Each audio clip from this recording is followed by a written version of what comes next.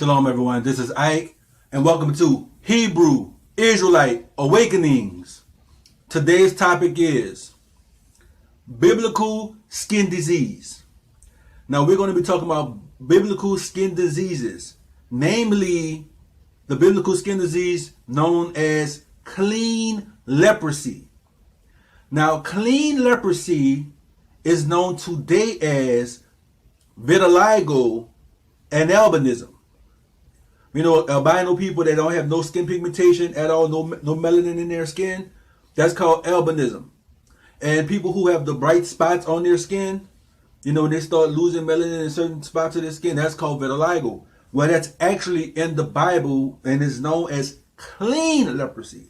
Not the leprosy that has all the bumps and the scars and the scabs and stuff like that, the one that can kill you. Not that leprosy. This was known as clean leprosy back then. Today is known as albinism and vitiligo. But I'm about to go through the scriptures on that for you if you never came across that before. Now, first we're going to deal with vitiligo, right? It says this is a black person that has the skin disease called clean leprosy, vitiligo by scriptures. Now we're going to Leviticus chapter 13, verses 38 and 39. And it's going to be on the screen. So, Leviticus 13, 38, 39. And it reads, it says, if a man or a woman has bright spots on the skin of the body, specifically white bright spots, then the priest shall look, and indeed, if the bright spots on the skin of the body are dull white, it is a bright spot that grows on his skin. He is clean. So if somebody has these bright spots on their skin, dull white spots, the person is clean. This is known as vitiligo. Vitiligo is a skin pigmentation disorder that affects people of color that are high in melanin. The person will begin losing their skin pigmentation and break out with bright white spots. Next, we're going to Exodus chapter 4, verses 6 and 7. And it says, furthermore, the Most High said to him, now put your hand in your bosom. And he put his hand in his bosom. And when he took it out, behold, his hand was leprous, white like snow. And he said, put your hand in your bosom again. So he put his hand in his bosom again and drew it out of his bosom. And behold, his hand restored like his other flesh. Now this is talking about Moses. One of the signs that the Most High wanted Moses to show to Pharaoh that he had the Most High Yah with him and that the God of the children of Israel was real is that he wanted him to take his hand and put it in his bosom, right? Like, you know, you have a coat on, a shirt, and you take your open shirt, you put it in your bosom, and you pull it out. Well, he told him to put his hand in his bosom, pull it back out, and his hand would be white as snow, leprous, right? And then put your hand back in there again and return it, and it'll be as your other flesh. Now, when Moses put his hand in his bosom, right, it became white as snow. He had no more pigmentation in his skin, in his hand. Now, if Moses was a Caucasian person, him and Pharaoh is sitting across from him, right? And he did this, and he's white, and he put his hand in his bosom, and he pulled it back out, and it was still white. Pharaoh wouldn't have noticed anything, right? Because Pharaoh was black. The Egyptians were black. The ancient Egyptians of the time of Moses were all what we call today black people. So Moses had to be black to take his hand, show it to the Pharaoh, put it in his bosom and pull it back out, and his hand was white as snow, right? Which is a form of leprosy, vitiligo, that they were familiar with because vitiligo was a common thing that happened to black people back then and now. It's nothing new. So when he showed them his hand and it was white as snow, they were like, oh, what the? Then he put it in and put it back out and it was back as his other flesh. They knew that wasn't no magic trick. They knew that that, that was a miracle. You see what I'm saying? Because if he had, let's say he had some white substance in his coat, in his bosom. When he pulled it out, put it back in, it'd have been white. And when he put it out, put it back in there, and put it out again, it wouldn't have been back black. It wouldn't have been back to his normal. You know what I'm saying? So that was one of the miracles that Moses did. One of the first miracles he did. Now you notice on every Ten Commandments movie, every one of these movies that's supposed to have Moses in it, that miracle, that sign that the Most High told Moses to do, you notice in the movie, he never do it. That's the one they show him turning the river into blood, and they show the locusts eating all the crops and all of the frogs and all that stuff. They show all of that, but they never show Moses taking his hand, putting it in his bosom, and it's coming out white as snow, and putting it back in there, and then turning back into his other flesh. Because that proves that the children of Israel was black, and they don't want you to know that. So they're not going to show that. And a lot of people don't even know that it even happened because people don't read the Bible for themselves. These people were black. And in the Bible, they talk about this disease, which is known as clean leprosy in the scriptures, where people would lose their skin pigmentation. This mostly affects people of color. Negroids. Now, Caucasians get it too. But you know what they look like when they get vitiligo? Their hair be white, their eyes be looking all red. They look scary as hell. Here's a picture. Ding! If I found one. This is how they look when they have vitiligo. Creepy, scary as hell. Make you want to run. They look like that white man that was in the Vitiligo. You know that man that had no skin pigmentation at all in the first Vitiligo movie? That's what they look like when they have vitiligo. Look like that. But let's move on to the next biblical skin disease known as albinism. Albino. When a person has no skin pigmentation at all. It says, albinism is a defect of melanin production that results in little or no color pigment in the skin, hair, or eyes. Because this disease, this clean leprosy, when it's albinism, when it's in the form of albinism, it affects the hair and it also affects the eyes. It says, Leviticus chapter 13, verses 12 and 13. It says, and if a leprosy breaks out abroad in the skin, and the leprosy covers all the skin of him that had the plague, from his head even to his feet, wheresoever the priest looketh, then the priest shall consider, and behold, if the leprosy have covered all his flesh, he shall pronounce him clean that had the plague. It is all turned white. He is clean. So the priest examine this person, and they're white from the top of their head to the bottom of their feet. It have all turned dull white. This is a form of leprosy. He is clean. So we have people in Africa today that have vitiligo. Albinism, right? Vitiligo and albinism. They stand out from everybody else. Now, black people, let me make this point right quick. Black people, right? Negro people, brown skinned people, people of my race, of my descendants. We have been giving birth to white children forever. It ain't new. Two black people can give birth to a light skinned person, a red person, a white person, a black person. We give birth to all colors because the black man and the woman, the black man and woman are the original black man and woman. They are the original. We produce white children with blonde hair and blue eyes. We do it today. Two black people can produce a white child with blonde hair and blue eyes. Two black people can produce a white child with red hair and green eyes. It happens all the time. It happens in Africa, in America, in Brazil. Everywhere that black people live, they are producing this. You go to the island of Solomon. Look up the island of Solomon. The island of Solomon is filled with black people with natural blonde hair. Their hair grows blonde. straight curly. We look, black people come in straight hair, natural straight hair. Look at the black people in India. Look at the Aborigines of Indonesia.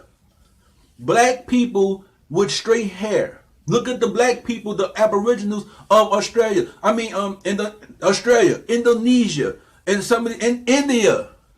Black people with straight hair, natural straight hair. Their straight hair, it comes out of their own head. You see what I'm saying? Indonesia, Australia, India. We have black people, the Native Americans, the original Native Americans, the black ones that were here, that white people damn near genocide and killed damn near all of them and was sending them back to Europe and to be slaves in Europe and in Russia and Britain and all these different places, because the black Native Americans that were here, they were damn near wiped out and they were being shipped back overseas to be slaves to the damn queen and the duchess and all this kind of foolishness when you study your history. Now, and they were not only black Indians here, they were also what we would call today Mongoloid Native Americans too. What we would call today Asiatics. They had those Native Americans here too. Now they didn't wipe them out. They made marriages with them and they procreated with them. And that produced that your Mexican looking people and your Native Americans of today that have the slanted looking eyes, those were the Native Americans that were of Asiatic descent. They were of Mongoloid descent. That were them. Now they were black Native Americans, but the Europeans, they try to hide that history from you. They try to hide the fact that they were black Native Americans here. And they had black Native Americans here with straight hair. And they had black Native Americans here with the woolly textured hair. They damn near killed them all and they were shipping them overseas. They brought black African slaves, black Hebrew slaves that were in Africa, because you know the children of Israel, when the Romans came down to conquer the land of Israel, the children of Israel fled into Africa and was fugitives and refugees in the land of Africa, in the land of Kemet, right? So the Hebrews left Israel and came into Africa. They were refugees in Africa. And what do refugees do? They become servants to the people who land they living in, right? You kind of a slave in this people's land. These people like, we'll let you live in our land, but you got to serve us. You got to do this. You got to do that, right? So that's where we was in Africa. We were these people's servants. We were these people's slaves. We was like what the Mexicans are here, right? And then when the white people came and started conquering Africa, the white people took the wealth of the Africans, the Moors, right? Because the Moors conquered Africa and they was ruling in Africa with the religion we know today as Islam. They were ruling in Africa. And they took the Hebrews and made us slaves in Africa to help them do their ministry and help kill people, this and that. And they was cutting off black people's hands after the Hebrew hands. They was killing the women. They was castrating the black slaves. Let me tell you something. What the black people, the Hebrews went through in Africa and in Arabia with the Muslims was way worse than what we went through here in America with these European Edomites. Trust. They used to beat us. They used to rape our women and stuff. That's common to being a slave. But what those Moors did to us, what those Muslim Moors did to us, was way worse than what these white people doing to us. What they did to us during slavery and what they're doing to us now. Way worse. Because they castrated the men. But let's get back into this. Sorry I had to give y'all a quick history lesson. But let's get back into this. Albinism. Next we're going to Numbers chapter 12 verses 9 and 10. And it says, so the anger of Yah was arose against them, and he departed. And when the cloud departed, when the cloud departed from above the tabernacle, suddenly Miriam became leprous, as white as snow. Then Aaron turned towards Miriam, and there she was, a leper. So we're talking about when Miriam and Aaron rose up against Moses and was mad at Moses because, Moses started giving the laws that the Most High gave to him to give to the children of Israel. And when the Most High started talking about the children of Israel can't marry outside of their nationality, outside their race, the children of Israel realized that, wait a minute, didn't Moses marry an Ethiopian woman? They're talking about Moses' wife that he got when he came out of Egypt, when he helped the three women with the men that was trying to mess over them. That's the woman they're talking about. That Moses did not go out and marry another wife and marry a second wife who was Ethiopian. They're talking about his first wife, I forgot her name, Zipporah, something with a Z. They're talking about her. He didn't marry a second wife who was an Ethiopian. They're talking about the wife he had. The Midianites are descendants of Abraham. So Moses' wife, his Midianite wife, was of the seed of Abraham. She was from the line of Shem because she was of the seed of Abraham. There we go. Yeah, so they was calling her a Cushite, a Puttite, or whatever. That's what they was calling her. But she was of Abraham. But they was making these accusations against him. Well, he married her. She wasn't of the line of Israel. She wasn't from us. And she wasn't. So they came against Moses about this, trying to bring accusation against him. The Most High got angry about this, and he cursed Miriam white as snow. So he turned the black woman, Miriam, into a white woman. He turned her white as snow, from the top of her head to the soles of her feet. And they was like, oh my God! They was tripping out about this, because they was like, oh my God, you turned this beautiful black woman into an albino. That's in Numbers chapter 12, verses 9 and 10. Okay, next. 2 Kings chapter 5, verse 27. It says, therefore the leprosy of Naaman shall cling to the Gehazi, and your descendants forever.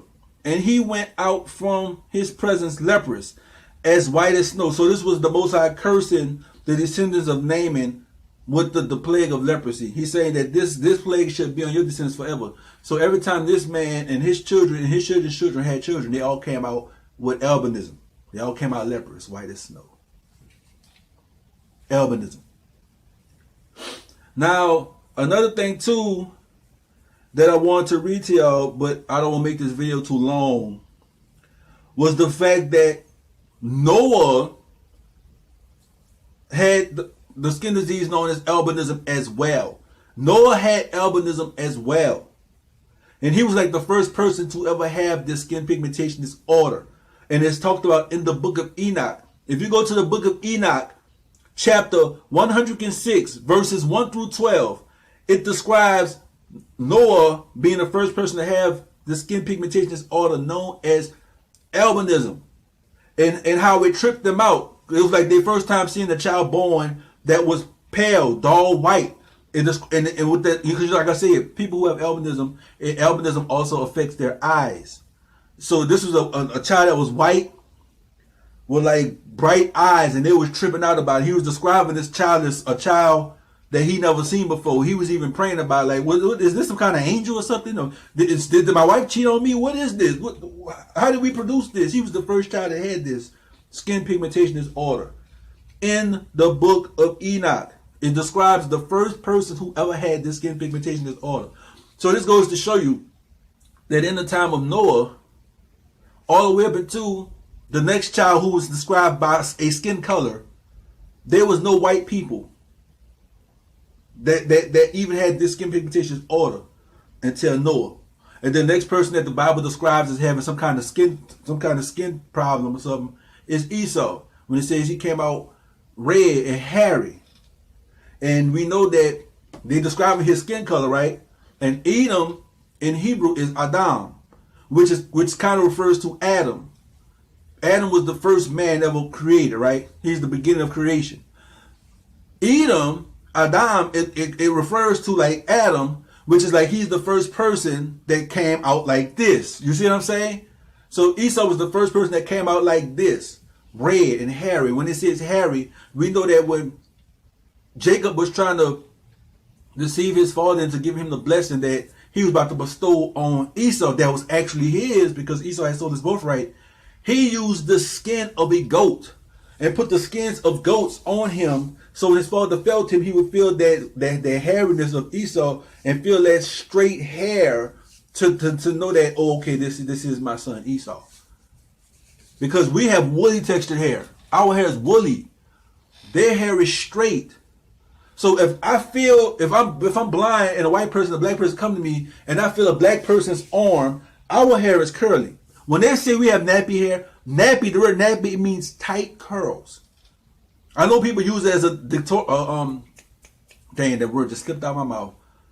it's a D word. Derogatory word. They use it as a derogatory word, nappy, but the word nappy actually means tight curls. It means your hair is extremely curly. It's really tightly curled. That's what that word means. So even the hair on my arms, the hair on my chest is curly. You can feel it. But then you bring a white person, their hair is straight. You can tell if I feel the arms of two people, a black person, a white person, and I'm blind, I can tell the arms of a white person and the black person because the black person have curly hair, it's tightly curled, and they have straight, long, straight hair. Their hair grow way longer than ours. On their arms, on their legs, on their chest, on their back, on their face. White people can grow a full, pale people, pink people, because they pink. White people do have this skin pigmentation. It is pink. It's pink comes from red. Pink is a mixture of white and red. Pink. White people are pink. So they do have a skin pigmentation. That's why this skin disease does affect them. Because they are reddish. They are pink. We call Esau Edom. And Edom means red. We refer to these people as the red people. That's why the scriptures keep telling us when you read Genesis. And Edom and Esau is Edom. Esau is red. Every time you say Esau is Edom, it's telling you and Esau is red. So we continuously describe these people as a color. And that's why they refer to us as a color. They call us niggers, Negro. Negro means black. They call the people of Put in Ethiopia. Ethiopian is a derogatory word that means burnt face. It means black. Ethiopia, black. Kush, black. This means black. They're talking about your skin color. So they doing to us what we did to them. We called them Edom, Edomites, Idumeans, and now they call us niggers. Black. Right? But the scripture says that we will be called a byword. And that's what we call today. We call niggers. We even call each other niggers. Africans don't call each other niggers. People in Africa don't call each other niggers. They don't call each other black. Because they know who they are. They know where they come from. They know their descendants, their lineage, their line. We, the children of Israel, who have been taken here as captives and as slaves, we don't know our nationality. We don't know our identity. So we also call ourselves black. Right? There's no land called black. Now there's a land called Niger and Africa and Kush and Put. What they call Africa, what the Africans say Africa was called before white people came and conquered it and named it after a man named Africans, whatever his name was. His name was close to how Africa is pronounced. Kemet. There's a land called Niger and Kemet that a lot of slaves came from because the Congo is like a country right underneath Niger, right, where they shipped a lot of slaves from over there to over here. So they called us niggers or nigers. So if you want to trace your lineage back somewhere, I mean, even when you do that DNA test, it traces you back to those countries, to the Congo, to Niger, to these different areas. But yeah, that's going to conclude today's Bible study lesson. Vitiligo and albinism. We only focused on them because they are other biblical skin diseases and things that people had that's not covered today. Today we just focused on vitiligo and albinism. Two biblical skin diseases that were common to those black people today, back then, and today. But I'm going to go ahead and leave you. This video went way over the time I wanted to go over. So the quality may not be as good, even though I got this brand new light. But let me go ahead and leave you with the priestly blessing before we go, as I always do, in these episodes. May Yah bless you and keep you. May Yah make his face shine upon you and be gracious to you. May Yah lift up his countenance upon you and give you peace. Until next time, everyone, peace and shalom.